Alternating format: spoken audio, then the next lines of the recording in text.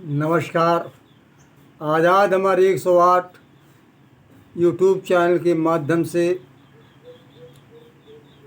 मैं अपने प्रिय विद्यार्थी मित्र छोटू, प्रिंस, मनीष, उमेश, अन्य समस्त प्रिय विद्यार्थी मित्रों की ओर से मैं अपने विद्यार्थी गीत मंडल सुना था झिंझक कानपुर देहात में आप सभी का हार्दिक स्वागत, अभिनंदन, वंदन करता हुआ मैं कवि विद्यार्थी अमर आज़ाद।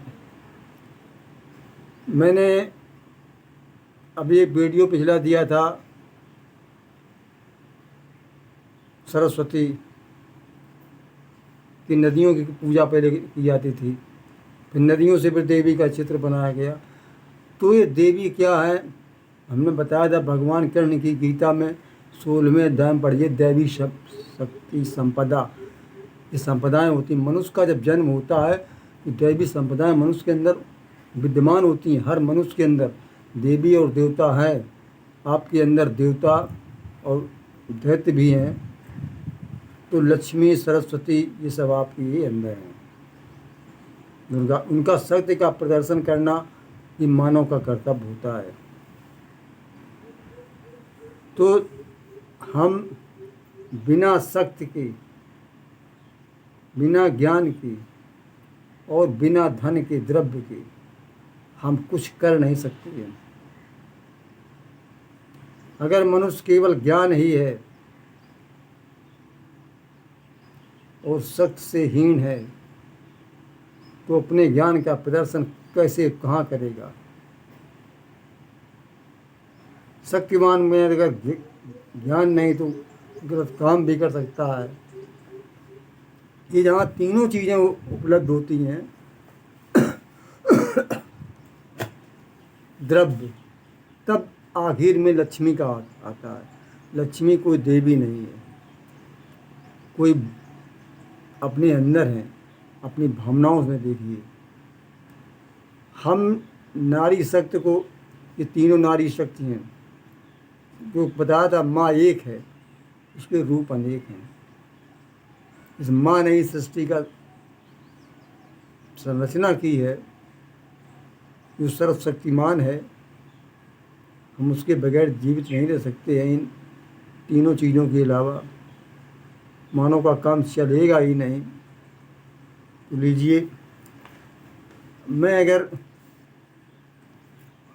लेखक या कवि हूँ तो ये सब कविता तो लेखक, ये सब पहले से ही मनुष्य के अंदर होता है गुण, लेकिन उसको शक्ति भी होती है। उसको आप उसको प्रदर्शन करना, उसका दर्श,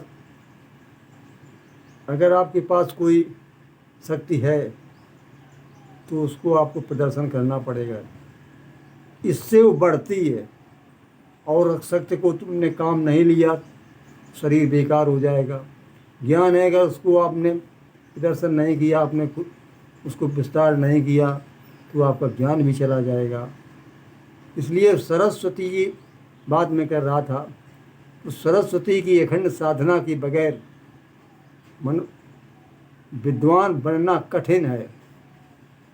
माँ सरस्वती जिसे तिलक कर देती है, उसके हाथ स्वयं लिखने लगते हैं, कंठ में स्वर अपने आप फूट पड़ते हैं, अच्छे अच्छे गीत गाने लगता है, ज्ञान उत्पन्न होता है। विद्या के रहस्यमय सूत्र अपने आप हल होने लगते हैं। हकीकत है, मैं अभी कुछ नहीं जानता हूँ। और जैसे ही किसी कथा भागवत या किसी भी मंच पर या राजनीतिक मंच हो, उस पर अगर बैठ जाए तो अपने आप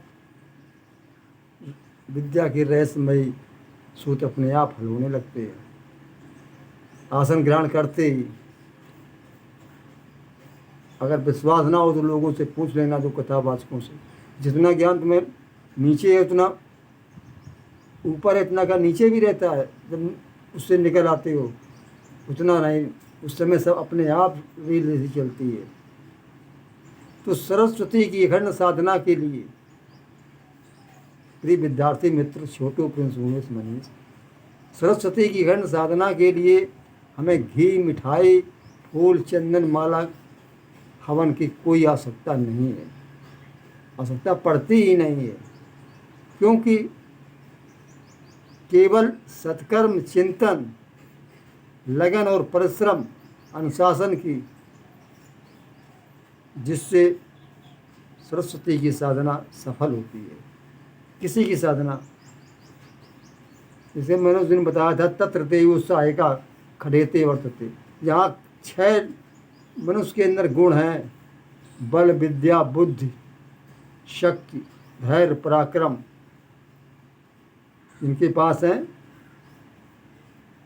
खड़ेते वर्तते गुणे तत्र देवो सहायिका, देवता उसी की सहायता करते हैं। ये गुण अपने अंदर हैं।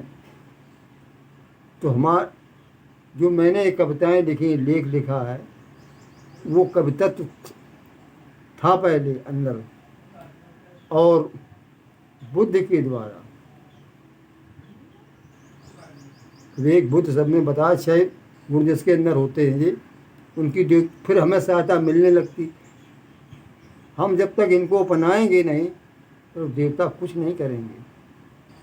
सरस्वती की विशेष कृपा उन्हीं पर होती है। याद रखो, जो माँ का सम्मान करते हैं, माँ की सेवा करते हैं, और जो माँ बाप का सम्मान करना नहीं जानता है, उसे शिक्षित कैसे कहा जा सकता है। स्वभाव से सरल आचरण, साधुता, सच्चाई